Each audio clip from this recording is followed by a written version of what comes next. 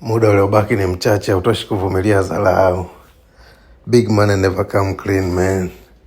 Sometimes do it now, cause later becomes never. Usijipe umuhimu kwenye maisha ya watu wengine.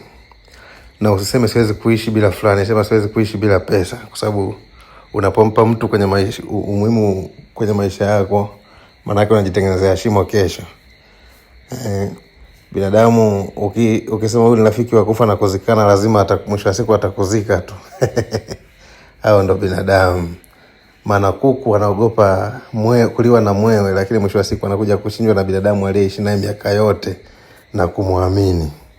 Kwa usimwamini binadamu mwenye miguu miwili, never. Kwa sababu binadamu anaweza kukupenda sasa hivi, baadaye asikupende.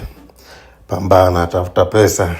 Siku moja watu wajivunie kuwa na wewe, kwamba hata waseme yule ni ndugu yetu, waseme yule ni shemeji yetu, waseme kwamba yule pale ni rafiki yangu, yule nilisoma naye.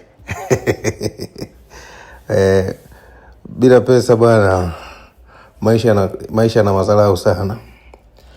Pesa ndo kila kitu, asikufiche mtu. Yani usiseme furaha yangu ni wewe, sema furaha yangu ni pesa, kwa sababu pesa ndo itakayokupa respect, pesa ndo itakayofanya wewe ukubalike, pesa ndo mvuto. Yani hakuna mvuto, sijui dawa za mvuto, sijui nini, ni pesa peke yake yani.